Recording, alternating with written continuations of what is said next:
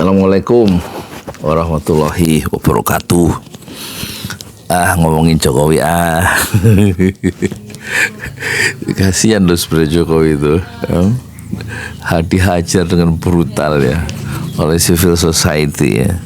Keluarganya tuh kasihan, Gibran dihajar, Bobi Nasution juga dihajar, Jokowi dihajar semua.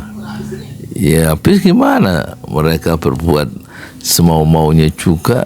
Mosok waktu jadi presiden Jokowi, ya kan, ikut campur terhadap nyalonin anaknya jadi calon wakil presiden dan segala cara, pakai bansos nanti, pakai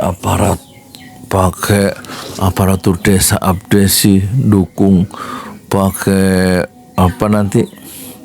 pakai bansos, pakai media, pakai parcok, ya tentu kan permainan jadi nggak fair kan. Itu civil society waktu Jokowi semau-maunya, nggak apa-apa cawe-cawe itu. Jadi mereka nggak punya hampir-hampir nggak berdaya waktu itu. Kenapa? Bisanya hanya ngomong kan. Semua elemen masyarakat dari kampus sampai mahasiswa sampai tokoh-tokoh teriak semua terhadap pengakuan politik Jokowi yang cawe-cawe dan menggunakan bansos atas nama pribadi itu kan, ya, dan juga membangun dinasti politik ya kan, terus menggunakan MK untuk meloloskan anaknya. MK tuh Mahkamah Konstitusi mengeluarkan peraturan nomor 90 kalau nggak salah hari Senin 16 Oktober tuh 2023. Itu nggak akan pernah terlupakan itu, yang semua para ahli nggak sepakat terhadap pelanggaran etik berat yang dilakukan oleh pamannya Gibran atau adik iparnya Jokowi, yaitu Anwar Usman ya nggak. Kan Anwar Usman kawin sama Hidayati, adiknya Jokowi, adik kandungnya. Jadi semau-maunya menggunakan kekuasaan itu waktu itu Jokowi, didukung oleh buzzer yang dibayar ya. Yang bayar juga pakai uang, jangan-jangan pakai APBN ya, atau oligarki, ya kan. Betul-betul. Sementara tokoh-tokoh partai yang tokoh partai yang satu blok atau yang pendukung-pendukung di parlemen, orang-orang partai itu pada setuju terhadap pengakuan Jokowi waktu itu kan. Ya karena mereka itu orang-orang oportunis kan, supaya dapat kue, atau mereka tersandera oleh kasus yang disandera oleh Jokowi kan gitu. Kalau nggak ikut saya bongkar kasusnya gitu ya. Nah, sekarang Jokowi setelah kekuasaannya itu meluruh, mungkin hilang, dia nggak kuat sekarang. Siapa bilang dia kuat? Pengaruhnya sudah 80% hilang dah. Karena kekuatan real ada di Prabowo. Meskipun Prabowo sekarang membantu Jokowi, Prabowo juga bukanlah orang bodoh. Dia membantu total Jokowi kan, nanti dia hajar sekaligus sama civil society kan. Apalagi Prabowo punya masa lalu ya, yang diduga bersalah melakukan penculikan aktivis 98 dan dia diusulkan oleh Dewan Kehormatan Perwira, diusulkan ke B.J. Habibie untuk dipecat, dan dia dipecat karena melakukan pelanggaran berat kan. Siapa? Prabowo sama dengan Anwar Usman kemudian dipecat sebagai Ketua Mahkamah Konstitusi karena melakukan pelanggaran etik berat. Jadi sekarang Jokowi disandera oleh kesalahan-kesalahan politiknya sendiri gitu.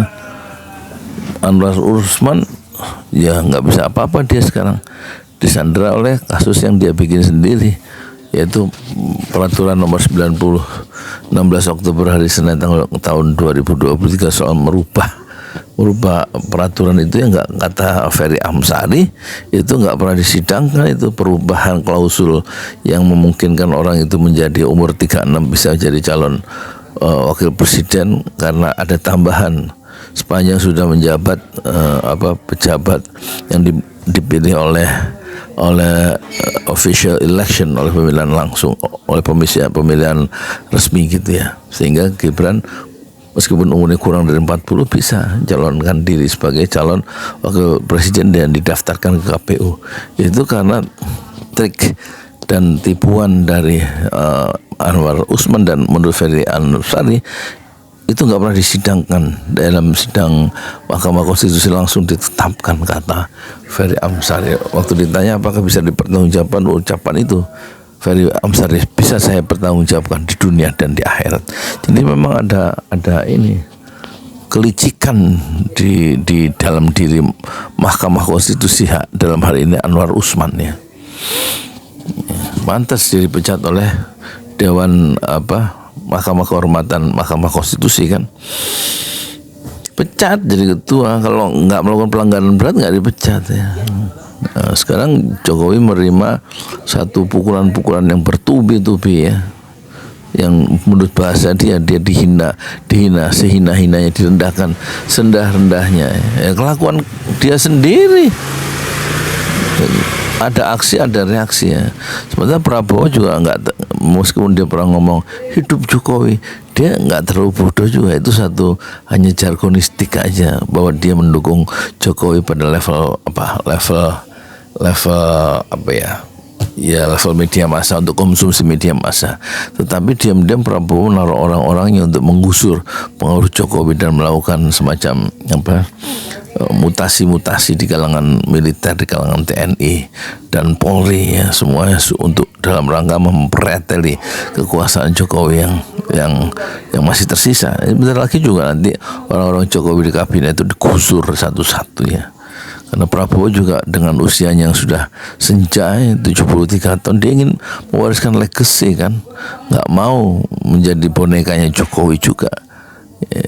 Bahwa transisi dia seolah-olah mendukung Jokowi kan satu cara ya, itu satu cara untuk dia merasa supaya kira-kira hambatan dari orang-orang Jokowi lama, orang-orang sistem lama itu bisa diminimalisir ya, sehingga dia nggak punya barrier, itu bisa dia masuki dengan cara lebih smooth ya, punya ya begitulah ya.